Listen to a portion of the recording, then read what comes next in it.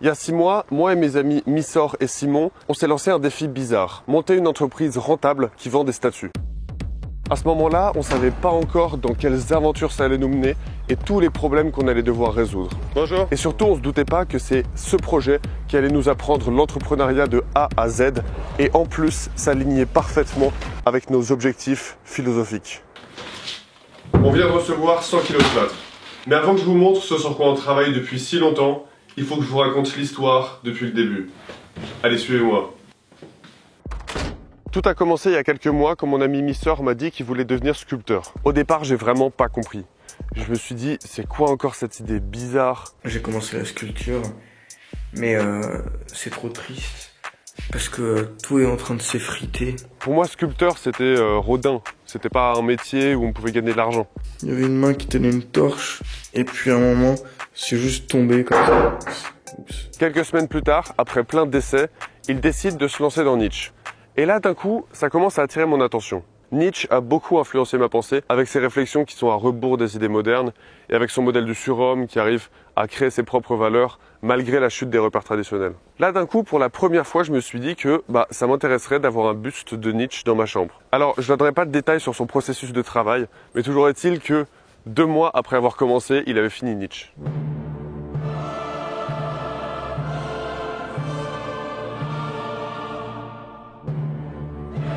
À ce moment-là, il a créé un moule pour qu'on puisse couler du plâtre à l'intérieur et reproduire le Nietzsche.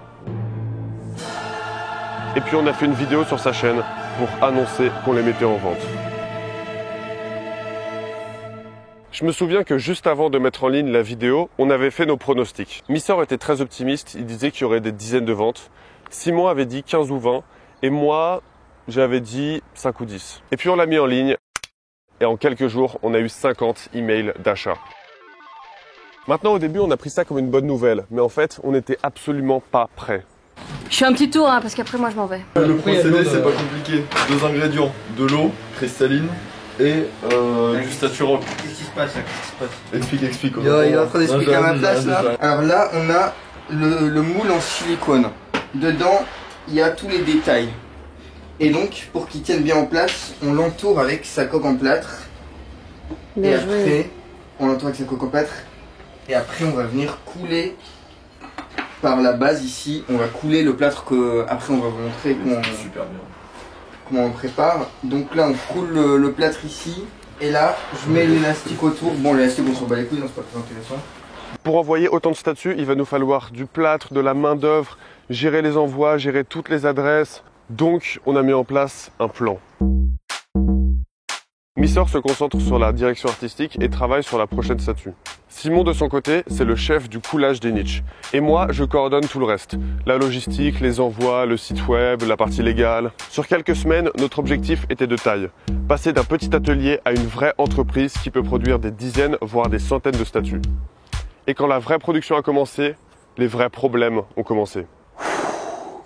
Bon, là, c'était vraiment tendu. En fait, on s'est tous fait un round de critiques les uns les autres. Donc c'est vraiment intéressant, on prend en note les trucs qu'on fait pas bien, les trucs qu'on pourrait mieux faire. Et il y a un moment où c'est devenu un petit peu violent parce qu'il y a beaucoup de deadlines qu'on s'est donnés et qui n'ont pas été respectés. Je pense que ce qui se passe, c'est que chacun, on voit qu'un autre n'a pas fait quelque chose qu'il devait faire. Alors on prend ça un petit peu comme une excuse pour le blâmer et pour ne pas faire ce que nous on doit faire. Et du coup, ça lance un cercle vicieux où chacun, on est plus motivé à remplir nos responsabilités. Et à la fin, on finit par avoir des problèmes d'approvisionnement, en même temps que des problèmes de production. Donc là, ce qu'on a fait pour résoudre ça, c'est qu'on s'est tous fait des to-do list clairs avec des deadlines pour chaque tâche. Et même si c'était un moment vraiment difficile, on va essayer de repartir encore plus fort que jamais. Il fallait gérer l'approvisionnement en plâtre, en feutrine, en patine, mais aussi en carton, en papier bulle pour la protection. Et s'il y a un seul de ces matériaux qui manque, toute la production est bloquée. Au départ, on a pris longtemps à envoyer les statues. Et ça nous rajoutait un stress parce qu'on voulait pas que les gens aient à attendre plusieurs semaines leur buste. Alors, il y en avait qui ont commandé il y a plus d'un mois, 1 mois et demi. Alors, à ceux-là, en priorité, on va les expédier. Et puis, vous pouvez compter sur, 2 semaines, 3 semaines maximum pour recevoir vos niches. Qu'est-ce que tu en penses de ce délai? Il est réaliste et ensuite on pourra passer à quelques jours. C'est qu'au fil du temps, quand on a commencé à être vraiment rodé et que Missor a fabriqué plusieurs moules pour pouvoir en faire plusieurs à la fois, qu'on a commencé à vraiment raccourcir les délais d'envoi. Maintenant, au moment où Missor a fini sa seconde statue, celle de Napoléon, on a commencé à faire plus de ventes. Et là, on a décidé de recruter parmi nos amis ceux qui seraient les plus aptes à faire du travail précis et minutieux. Et là, il y a eu des transmissions de savoir. Ça va bien se passer, bien se passer. Puis on va retrouver un train avec toi. D'ailleurs, est-ce que Missor t'a montré la technique particulière pour démouler la moustache? Simon m'a expliqué, ouais, et c'est vrai que c'est pas intuitif pour le coup. Récemment, on s'est tous retrouvés à Nice et on a commencé à travailler d'arrache-pied. Là, je viens d'arriver à Nice et on va devoir gérer la logistique des statues. Donc là, rien que pour gérer toute la logistique et organiser la production sur les 2 prochains mois, j'ai au moins une semaine de taf à plein temps ici. On a fait un nouveau site web. On voit tout de suite la vidéo de haute résolution d'un côté et le blanc gênant de l'autre côté. On a quand même une œuvre de haute qualité de chaque côté. On a amélioré la finition des statues, on a pris plein de photos, on a créé un Napoléon à la couronne dorée à la feuille d'or. Et pour remplir nos objectifs de vente, on a même décidé de louer de nouveaux locaux. Donc là on est dehors, pas très loin de là où on habite, et on va visiter des locaux, voir si on peut avoir un peu plus de place pour faire toutes nos manigances. Donc ça va faire plus de frais, mais normalement, si nos objectifs sont atteints, on pourra se payer ce studio. Si nos objectifs ne sont pas atteints, eh bien, on pourra dormir dans la rue. À Nice, pour mieux travailler, on a une vie plutôt spartiate. Pendant longtemps, on n'a pas eu de frigo, on mangeait surtout de la viande crue, on n'avait pas de poêle, pas de plaque de cuisson, pas de chauffage. On a trouvé sur le bon coin. On l'a trouvé sur le bon coin, non, on l'a pas trouvé dans la rue.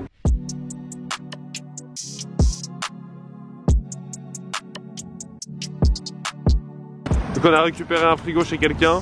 Et là on est en train de le... Oh putain! Pareil, pendant longtemps on n'a pas eu de matelas, on dormait sur des canapés ou sur des sortes de petits matelas de camping. L'avantage c'est qu'on ne pouvait pas s'habituer au confort. Donc on était toujours alerte et prêt à travailler.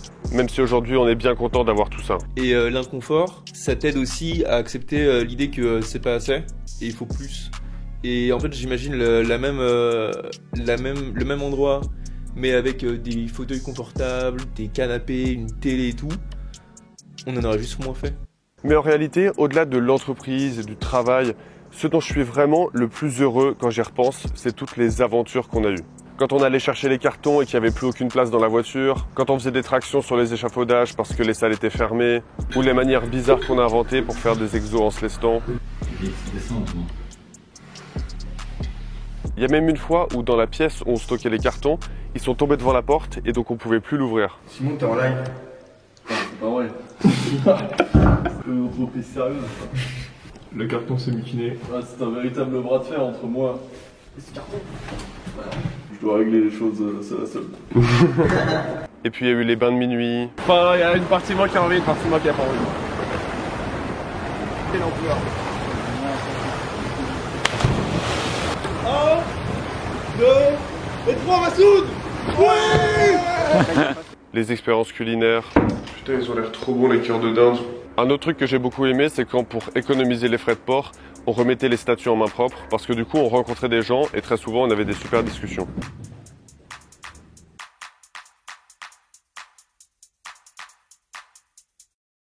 Si je devais synthétiser tout ce que j'ai appris pendant cette aventure en 3 leçons simples, ce serait celle-là. La première, c'est de ne pas rester dans l'abstraction, mais d'apprendre dans le concret.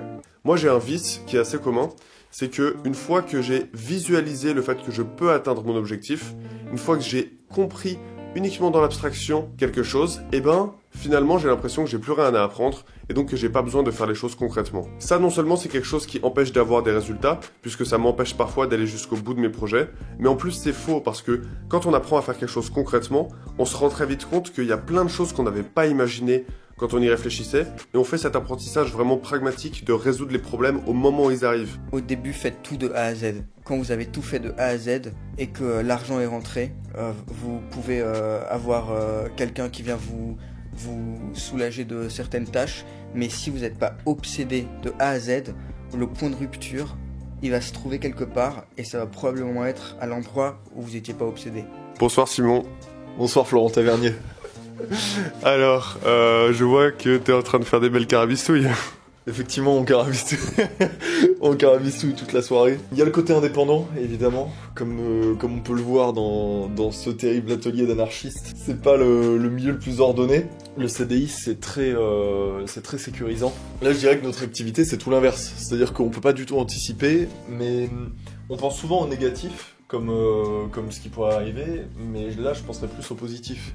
En 6 mois, tout ce qui nous est arrivé, bien sûr qu'on l'anticipait pas du tout, et non, c'est pas ce qui me serait arrivé dans le salariat. En fait, l'optimisation, c'est un des premiers trucs que je regarde quand j'arrive dans une situation, parce que dans l'informatique, c'est un des trucs qui compte le plus. Donc, par rapport à un travail bien fait et un travail mal fait en informatique, avec de l'optimisation, tu peux avoir un résultat 10 fois meilleur. Et du coup, quand je suis arrivé ici, j'ai vu plein de potentielles optimisations. Toi, tu dois faire ça pendant que lui fait ça, et après on inverse les rôles, comme ça, on peut faire ça à temps. Et je pense qu'il y a encore beaucoup de marge pour faire un meilleur travail et plus rapidement. La deuxième leçon que j'en ai tirée, c'est d'accepter les conflits. C'est toujours compliqué de travailler à plusieurs, même quand c'est ton équipe et qu'elle est vraiment soudée. Quand il y a des désaccords, le ton monte. Et ça, faut s'y habituer parce que ça arrivera toujours. Il n'y aura jamais un moment où toute l'équipe sera parfaitement d'accord sur tous les sujets. Travailler avec les autres dans cette équipe, c'est pas vraiment un problème, je dirais. Il y a des discussions assez franches et il y a une certaine habitude de l'honnêteté radicale. Et en fait, le truc, c'est que quand on désenclave les problèmes dès le départ et qu'on parle franchement une seconde, le problème ne prend pas des proportions énormes et se règle en général très très vite. Du coup, la meilleure chose à faire, c'est de s'y habituer.